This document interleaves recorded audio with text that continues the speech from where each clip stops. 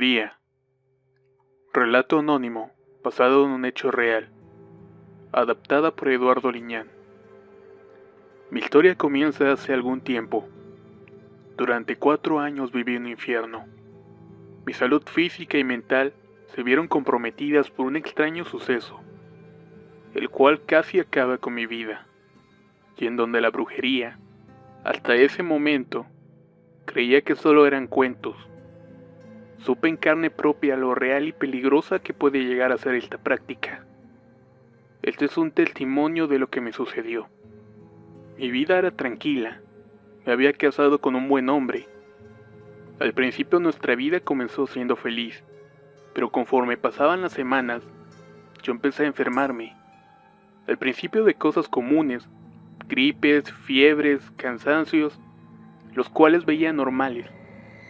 Mas sin embargo, los padecimientos comenzaron a hacerse más frecuentes. Los síntomas de mis enfermedades eran cada vez más raros.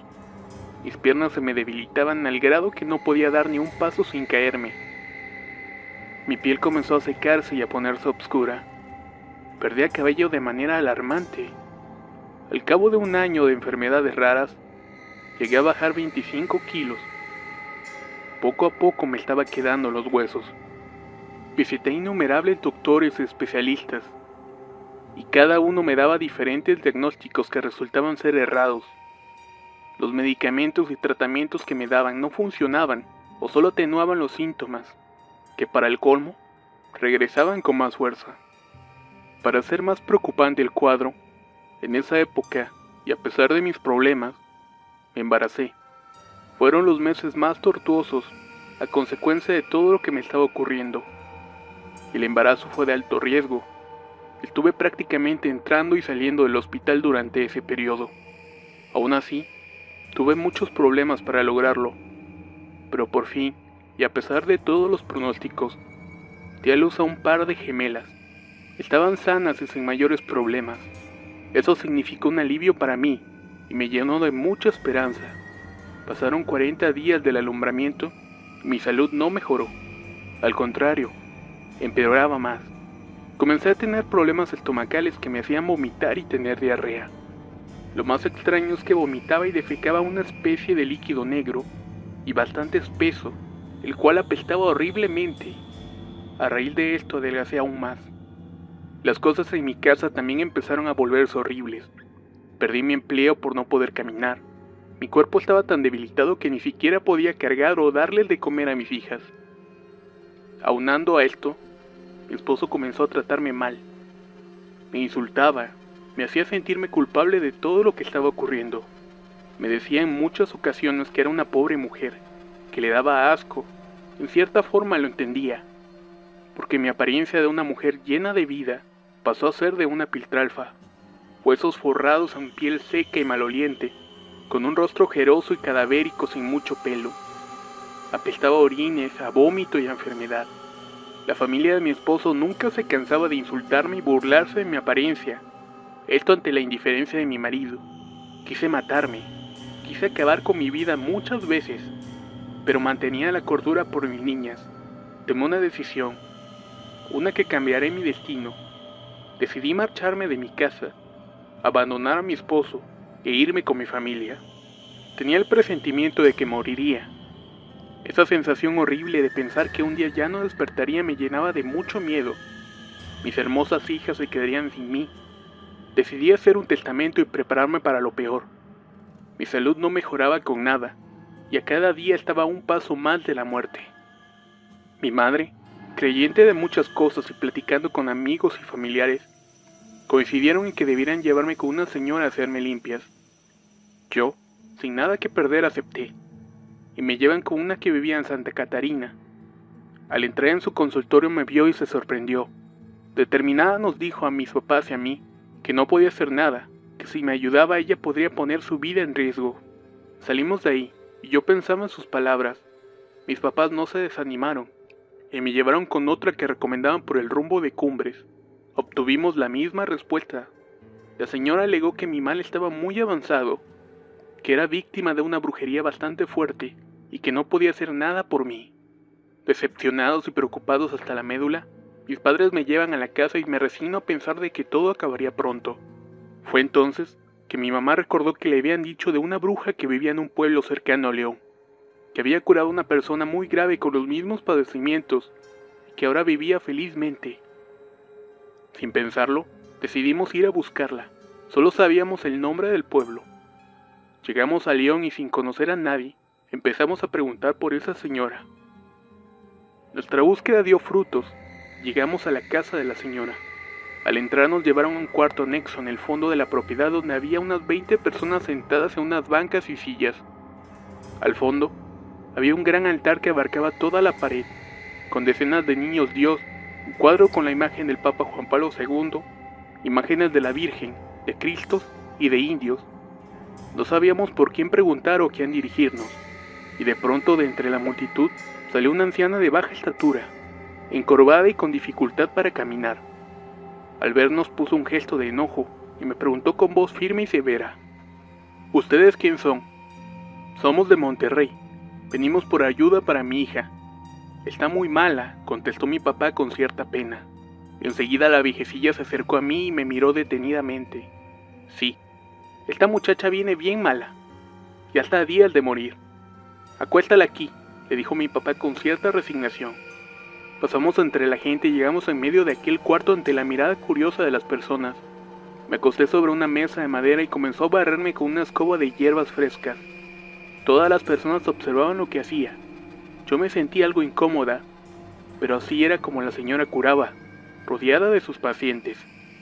Según los dichos de las personas a las que preguntamos, esa anciana no cobraba las consultas. Lo único que teníamos que hacer era dejar flores en su altar. Mientras hacía su labor, todos sentimos cómo repentinamente sopló un aire helado. Era extraño, porque el cuarto no tenía ventanas y la puerta de acceso estaba cerrada.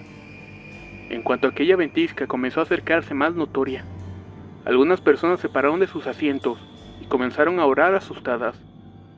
Otras más se arrodillaron haciendo lo mismo.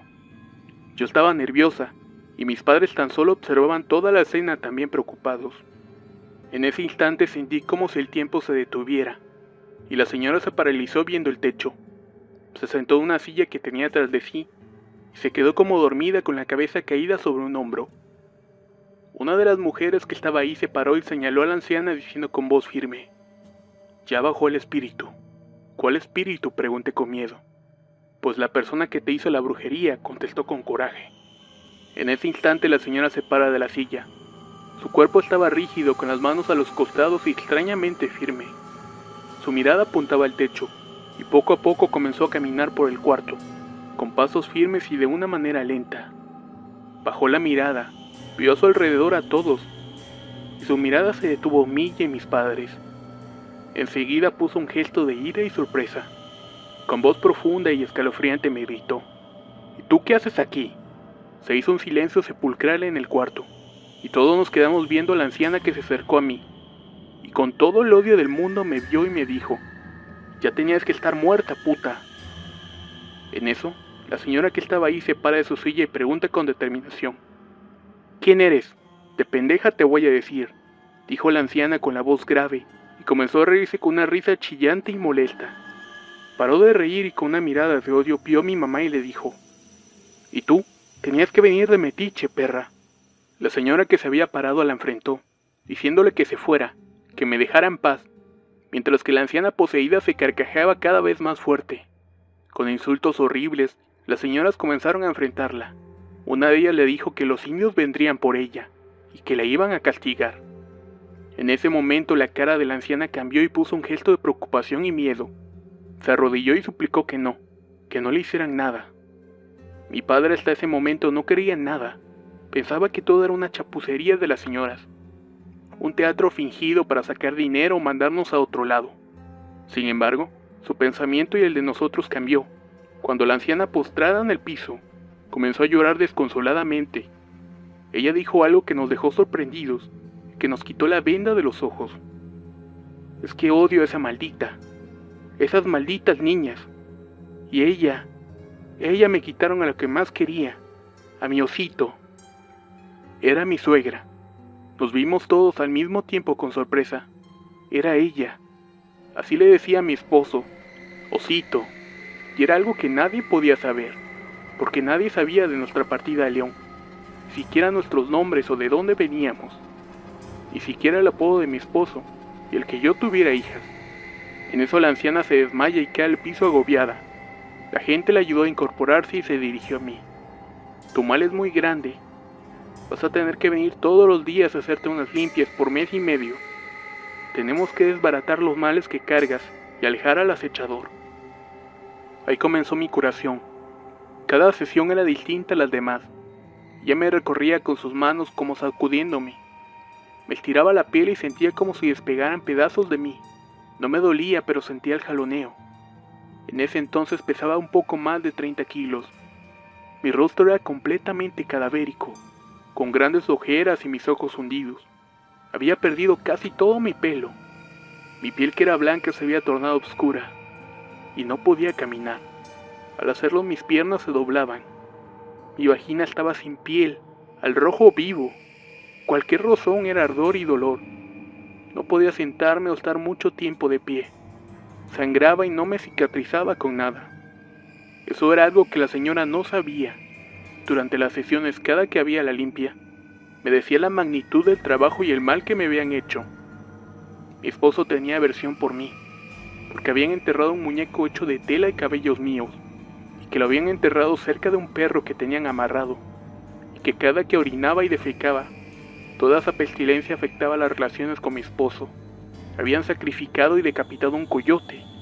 Su cabeza cercenada la habían puesto sobre otro muñeco. Toda la putrefacción había recaído sobre mí, y eso afectaba mi rostro, mis facciones y mi piel, la cual estaba llena de pústulas, con la intención de hacerme ver horripilante. Incluso, no sé si fue la superstición, pero juraba que mis orejas se estaban estirando. La negrura de mi piel también reflejaba otro trabajo, en donde habían hecho otro fetiche de mí, y lo habían asado en carbones curados para hacerme brujería. Todo lo anterior iba encaminado a que mi esposo me despreciara, sintiera asco y repulsión hacia mí. El problema de mi vagina radicaba en el hecho de que en mi baño habían tirado otro trabajo, el cual poco a poco comenzó a despellejarme. Cualquier contacto con la piel me ardía horriblemente. Habían hecho otro muñeco con la intención de amarrarme las piernas con alambre. De ahí la dolencia de mis piernas y la dificultad para caminar. Lo peor fue cuando la anciana, después de sobarme el estómago, hizo que empezara a devolver. En una cubeta saqué todo lo que tenía dentro. El atole negro y apestoso que salía de mí ocasionaba que tuviera espasmos terribles y vomitara con cierto dolor. Cuando por fin terminó aquello, la anciana acerca a mí la cubeta donde había devuelto. El horror me invadió cuando vi en ese líquido negro y espeso vi renacuajos y pequeñas ranas que agonizaban entre aquella asquerosidad. Por esa razón no podía comer o alimentarme bien. Casi al finalizar el tratamiento, la anciana me pidió revisar a mis hijas, para ver que no tuvieran algún mal. A una de ellas la hizo toser y comenzó a sacar flemas. Al revisarla, nos dimos cuenta que habían cosas raras entre la mucosidad. Eran pedazos de plástico, como de bolsas de supermercado. Me preocupé porque desde que nacieron, ella en particular tenía problemas con sus bronquios y corazón. Al llegar a Monterrey, la revisamos y no encontraron nada. Estaba totalmente sana.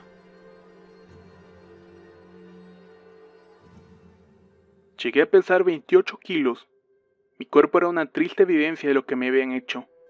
La piel pegada a mis huesos, sin poder caminar bien o sostenerme por mucho tiempo. Tenía la piel pegada a los huesos. No podía caminar bien o sostenerme por mucho tiempo. No podía comer porque todo lo devolvía.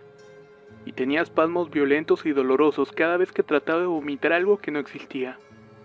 Durante todo este tiempo me internaron varias veces por neumonías, anemias, transfusiones, y mi cuerpo resistió a pesar de estar en silla de ruedas durante casi un año. La intención de mi suegra no solo era enfermarme, era devastarme moralmente, destruirme por completo. No fue hasta junio de este año que comencé a recuperarme y después de hacer lo impensable. Cuando regresamos de León, aún tenía problemas, el mal seguía ahí pero con menos intensidad. La anciana hizo todo lo que pudo para liberarme, pero esto no había sido suficiente. Al llegar a Monterrey, lo primero que hice fue llevar a mi hija para hacerle estudios. y así descartar de que estuviera enferma. Después de descartar las enfermedades, las bauticé. Ya sabíamos quién era la que me estaba causando los males. Después de haber traído el espíritu de mi suegra aún viva y evidenciar que era ella, comenzamos a atar cabos. Cuando huí de mi casa y a un esposo había embarazado a su amante y se fueron a vivir a la casa donde vivía, se inició entonces otra batalla contra ellos. El divorcio, la custodia de mis hijas, me denunció por abandono de hogar y robo de menores. La mamá corrió con todos los gastos de las demandas y apoyaba la relación con esa mujer con la que me engañaba desde hace mucho tiempo. Sin embargo, gané todos los pleitos legales y tengo la custodia de mis niñas. El papá paga pensión y las ve solamente los fines de semana. Aunque por mis niñas supe que solo va por ellas y las deja con su abuela. Durante todo este tiempo aún seguía con las enfermedades. Mi calvario no terminaba aún. Seguí yendo con curanderas de mi ciudad para poder tener protección de las brujerías. Pero no se me quitaba del todo los padecimientos. A pesar de no poder retener ningún alimento, mi estómago estaba abultado. Se encontraba inflamado, como si estuviera embarazada. Llevaba muchas terapias médicas, pero no mejoraba mi salud. Por esos días una tía se casó y se fue a vivir a Mérida. Fue entonces en el mes de abril que me fue a visitarla. Estando allá me comentó que me llevaría con un curandero para que me atendiera. Un mes antes de eso, ella fue con ese hombre y llevó una foto mía para que me viera y determinara qué tenía. Dice que el hombre abrió los ojos y dijo que estaba muy mal. Me mandó unos frascos con un líquido azul oscuro. Con esos líquidos tenía que dar un baño durante un mes, antes de que visitara su consultorio. Así lo hice. Pasé un mes y por fin me trasladé a Mérida. El pueblo donde el curandero atendía estaba a 1 hora de Mérida. Cuando llegamos había gente esperando. Yo pasé de inmediato al llegar. Antes de decirme algo, él me platicó cosas que solamente yo sabía. Y no solo eso, me hizo una terrible revelación. Él sabía de los trabajos que me habían hecho. Sabía que era mi suegra, pero no solamente eso. Mi ex esposo le había ayudado con muchas cosas para destruirme. Él conseguía los objetos y cosas mías para que mi suegra los trabajara. Cabello, ropa interior, fotos, etc. Lo más inquietante que me dijo es que aún no estaba muerta porque le había faltado un ingrediente en los trabajos: sangre de mi periodo. Me quedé sorprendida porque tenía ya 3 años de no tener la regla. Eso quizás me salvó de un destino peor. Fue entonces que un grano de esperanza me alentó, cuando me dijo que él podía quitarme todos los males que me habían hecho, pero esta vez por completo y no a pedazos, sacarlo de raíz definitivamente, porque lo que traía en mi estómago me iba a matar por infecciones, perinotitis o estallamiento de vísceras. Mi suegra había utilizado un tipo de magia negra de alto nivel, proveniente de Cuba, santería llamado palo mayombe, y otras cosas bastante siniestras. Así que él debía utilizar ese tipo de brujería para quitarme lo que tenía. Tardaría un poco en conseguir los ingredientes para hacer las velaciones, porque todo esto lo tendría que pedir a Cuba. Él me dio otros frascos con líquidos rojos e intensos. Con ellos debía bañarme por 30 días para poder soportar lo que me iba a hacer. Regresé a Monterrey y comencé el tratamiento. Durante ese tiempo fue horrible. Tenía dolores intensos durante la madrugada. Despertaba entre 2 y 3 de la mañana con espasmos. Mi pecho se encontraba congelado y con dificultad para respirar. Todos mis músculos los sentía atrofiados. Me dolían. Quise abandonar el tratamiento, pero ya estaba determinada a liberarme. La lucha tenía que acabar con mi vida, con la maldad que tenía. Así que lo soporté todo hasta el final. No podía pedir ayuda o ir a un hospital, porque iba a tener el mismo resultado. Ningún padecimiento aparente. Me mantuve con analgésicos, suplementos y proteínas líquidas para soportarlo, ya que comer me era imposible. Una semana antes de terminar con los baños, pude notar que traía un dolor abdominal terrible. Era como un dolor de cesárea. Sentía que la carne se me abría en esa parte. No le di mucha importancia porque todo el cuerpo me dolía de forma horrible. Al terminar con los baños me fui para Mérida. Cuando llegué con el curandero, me vio con sorpresa y me dijo que había pensado que no iba a regresar. que no lo soportaría, pero si ya estaba ahí, lo que seguía era lo último y sería menos doloroso. Me dijo que fue difícil trabajar conmigo, que durante ese tiempo hizo velaciones, pero que era riesgoso por la porquería que tenía dentro. Él, de alguna forma, me operó con algún tipo de fetiche que había hecho para mí, que por eso me había dolido el vientre. Yo, sorprendida de esto, le contesté que en efecto, que había sentido un dolor como lacerante, como cuando te hacen una cesárea. Me recostó sobre una cama y me hizo morder y babear una gasa. Mi mamá me acompañaba y le pidieron que me cortara un pedazo de cabello. Enseguida el curandero hizo una bola de algodón con algún líquido y me lo pasó por el vientre, abajo del ombligo. Después envolvió la gasa con el cabello en el algodón. La puso sobre mí. De pronto sentí algo extraño, un dolor insoportable pero pulsante. Algo como una punta fría me hizo un corte en el ombligo y sentí como escurría algo en mi piel. Lo único que alcanzaba a ver eran sus manos envueltas en guantes de látex, haciendo algún tipo de incisión y manipulando el algodón. Me dijo que respirara y sacara el aire 4 veces. Mientras hacía esto sentía tirones en mi ombligo. Sentía como que algo jalaba dentro de mi estómago. Cuando comencé a sentir molestias, el hombre me apartó y me cubrió con algodón la herida. Me sentó sobre la cama y dijo: «Hemos terminado». «¿Qué salió?», pregunté con ansiedad. El curandero acercó un bote de alcohol y en la mano tenía una bola de algodón con la gasa. Tanto yo como mi madre miramos horrorizadas. Tiró la bola al piso y le echó mucho alcohol. Y después la encendió. En el cuarto no había corrientes de aire porque todo estaba cerrado, pero se hizo una gran llamarada. El fuego azul envolvió todo aquello. Cuando comenzaba a extinguirse aquella bola de algodón con la gasa, se puso negra, y de pronto comenzaron a salir cosas raras de él. Eran como gusanos que salían frenéticamente de aquel calor. Crecían y se retorcían agonizándose sobre el piso. Mientras unos se quemaban, los otros bailoteaban. Entonces lo entendí. Lo que salió de esa bola no eran gusanos, eran serpientes, pequeñas, escamosas y se retorcían. No lo podíamos creer mi mamá y yo. Nos habíamos quedado sin habla.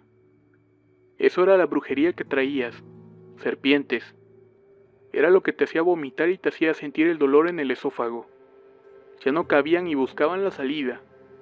Al subir por tu esófago, ellas mismas se bloqueaban y se retorcían, dijo el curandero también sorprendido. De pronto, me asaltaron unas ganas intensas de ir al baño. Con ayuda de mi madre entré al baño que había ahí. Comencé a defecar. Era algo asqueroso lo que hice, ya que era una masa maloliente completamente blanca como la manteca. Parecía que todo el horror que había pasado había salido por ahí. Horas después sentí hambre. Quería comerme al mundo. Por primera vez en mucho tiempo comí y no devolví nada. Eso me emocionó hasta las lágrimas. Ya me sentía mejor. Regresamos a Monterrey. A la semana comencé a arreglar de nuevo, después de tener 3 años que no lo hacía. Fui con un especialista y después de exámenes determinaron que todo estaba bien. Ni azúcar, ni anemia, ni nada. Volví a subir de peso. Los médicos me retiraron muchos medicamentos y no se explicaban la mejora que había tenido. Las taquicardias se habían desaparecido. Ya no me agitaba a realizar cualquier actividad. Aún tengo un cabo suelto. Desde abril, mi exmarido y su madre no han sabido más de mí. Ellos creen que aún estoy mal y que no tardo en morir. Quiero que lo crean. El curandero me dijo que por el momento es mejor que no me vean. La terrible realidad de lo que me pasó obedece a esto. Ambición. Yo tengo unos seguros cuantiosos. Cuando recién empezaba con mi marido, me di cuenta que mi suegra tenía otras intenciones. Ahora también supe que mi exmarido las tenía también. Comencé a sospechar cuando mi exsuegra se quedó con mi acta de matrimonio y no me la quería devolver. Siendo más astuta que ella, le comenté que la necesitaba, porque tenían que poner a su hijo como beneficiario. En ese mismo rato me la dio, y mi esposo comenzó a preguntarme y a investigar cuánto dinero era. Eso me abrió un poco más los ojos. Aunando a eso, la familia de él se quería quedar con la casa donde vivíamos. Mi ex esposo la sacó estando soltero, Tenía planeado vivir ahí. Todos ellos. Pero sus planes se arruinaron cuando salí embarazada. Eso puso a toda su familia furiosa por haber truncado el deseo de vivir ahí. Cuando me llevó a vivir a su casa, su familia me condicionó que si iba a vivir ahí, yo tenía que ampliar y amoblar la casa, porque su hijo ya había puesto la casa. Ellos tenían la idea de que también su hijo se había quedado sin dinero por comprar esa casa, así que yo tuve que correr con los gastos de la boda. Mi vida llena de mezquinidad, abuso y enfermedad comenzaron en el momento que me casé con él y me fui a vivir a su casa. A pesar de casarnos, él no dejó a la otra mujer. Mi suegra apoyaba y cubría el engaño de su hijo. Ya no tenía intimidad con él. Cuando él estaba todo era maltratos psicológicos, debido a mi aspecto y a mi malestar. Ellos estaban acabando con mi vida, pero fue hasta que decidí huir de aquel infierno e irme con mi familia, que inició mi lucha para librarme de este mal que tenía impuesto. Lo logré a pesar de todo y sigo adelante. Mi ex esposo sigue con su mujer y su hijo, y sus padres aún viven con él. Ellos no saben que estoy bien. Ellos no saben que estoy bien y no quiero que se entere. Tengo el temor que me vuelvan a atacar. Ellos esperan que muera, pero las batallas que he librado y ganado me han hecho mucho más fuerte. Que quede este testimonio para que la gente sepa que la brujería es real y que puede llegar a matarte.